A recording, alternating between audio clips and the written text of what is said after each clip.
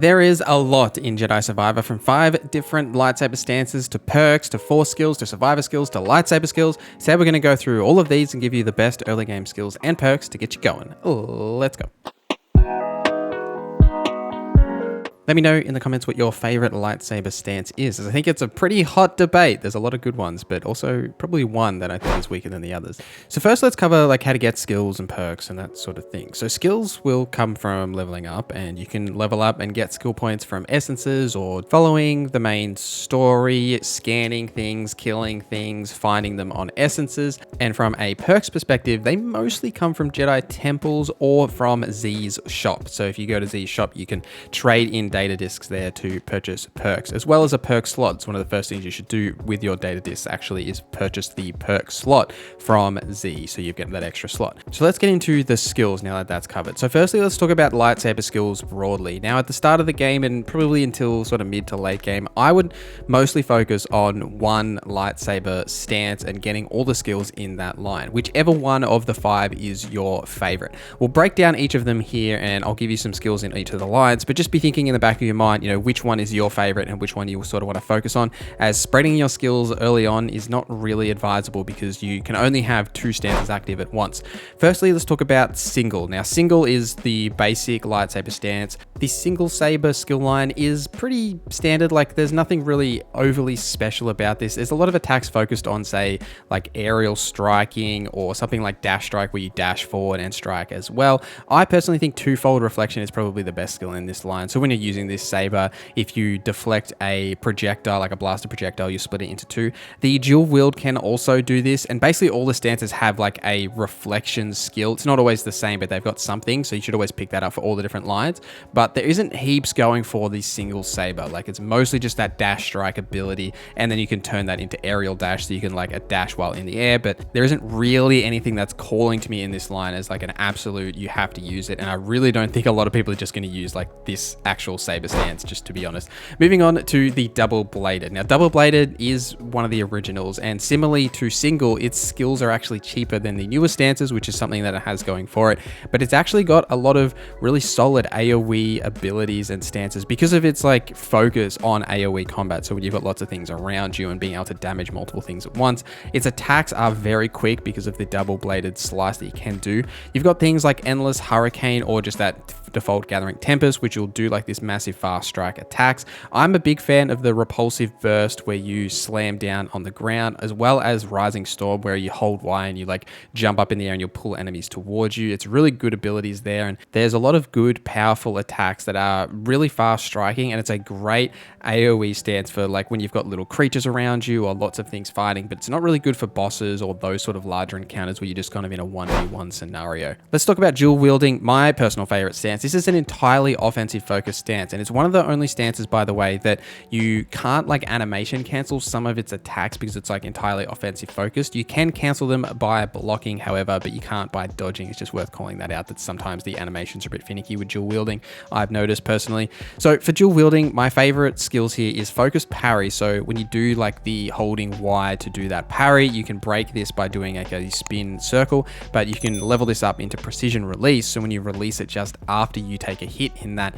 animation, you'll do like a little AoE burst, stagger the enemies, and it will deal heaps of damage to the enemies around you as well as the one that's directly in front of you. This attack, like this Y parry attack's really strong, and I really like it, and I highly recommend using it if you are using the dual wield. Same with split reflection. That's the same as the twofold reflection we were talking about with the single, that it will split that arrow bolt. And there's other skills in this line like way down further, like the twin vipers or even the dancing blades, but for the most part I just like the rhythm of the dual wield, just like the speed of the attacks. It's just kind of my personal favorite stance, and it's good for both AoE and single target. You'll get a lot of value out of either of those environments with dual wielding. The blaster stance is so uncivilized, but it's actually probably one of the best stances, especially for single target boss fights. Bosses that have a stamina bar or something like that, where you can put pressure on their stamina bar, which in a lot of the other stances you don't have a whole lot of range, so it's harder to do that unless you're throwing your lightsaber, but you don't have that range where you you can constantly put pressure on their stamina bar if you have to back off. So you can do that to easily break the stamina and keep that pressure on. And I really like the blaster stance for bosses and those style of encounters. Conversely, it's got probably one of the weakest skill lines. Most of them are about buffing the blaster itself, so either increasing the amount of shots you have or its cooldown. But you do have really cool things like quick draw, where if you hold the attack, you'll do like a lock on sort of like Deadeye effect, like a Cassidy from Overwatch, where you'll like lock onto the targets and then you'll like smash them with like a charged shot. This is hard to get off in a lot of scenarios. I would recommend using like your ultimate slow ability, that force slow, to slow the enemies and then press this ability, get that off, because it gives you that extra bit of slow to them.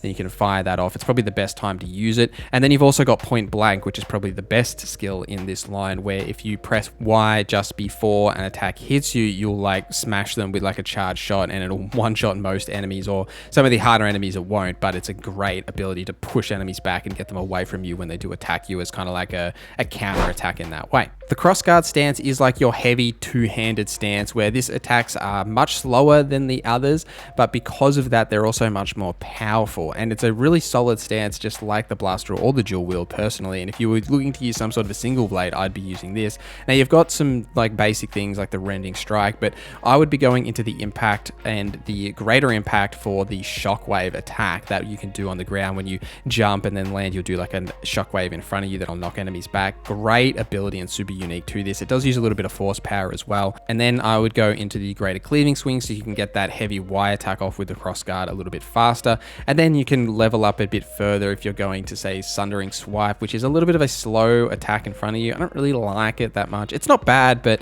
I just don't seem to use it. Like, it never really fits comfortably into like my combos. But overall, the crossguard is a solid stance if you're looking to have a bit more of a slower, heavy hitting sort of a playstyle. Survivor skills aren't as critical as you think, because you can increase your life by finding the essences, but they are important if you are struggling with survivability, especially the improved stim formula, so it increases the amount of health you get, and teamwork to reduce the amount of time it takes for BD to actually throw you the stim and to heal, because that's like the most critical thing, is in when you're being attacked by a number of enemies. If you're stuck and trying to get that animation off and you don't actually get the heal, you can die. It's definitely happened to me, so it's important to reduce that amount of time as much as possible. And then you can like level up just the default, like improving your survivor skills to improve your maximum life if you are struggling, but you can do that throughout the world as well. And I personally haven't found that I needed it, but on the higher difficulties, I imagine you will.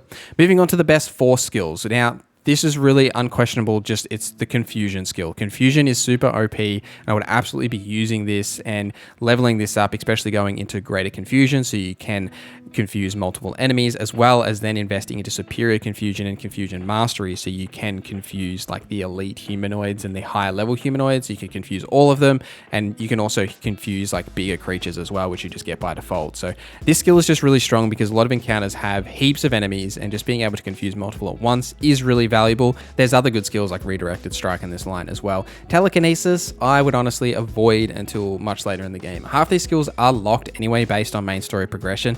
The base ones are pretty solid, but I wouldn't worry about investing in them until you've actually unlocked the rest of them, because they all kind of link together. And then also because confusion is just so damn good. Like, I would be investing in that in my force skills. Jedi concentration is just like leveling up your overall force capabilities.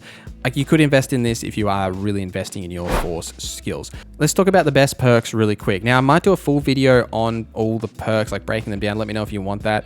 But let's just say here that the best perk is wisdom, and that's really it. So like at the start of the game, if you go to Z's shop, you can buy the wisdom perk, which will increase the amount of experience you get from defeating enemies.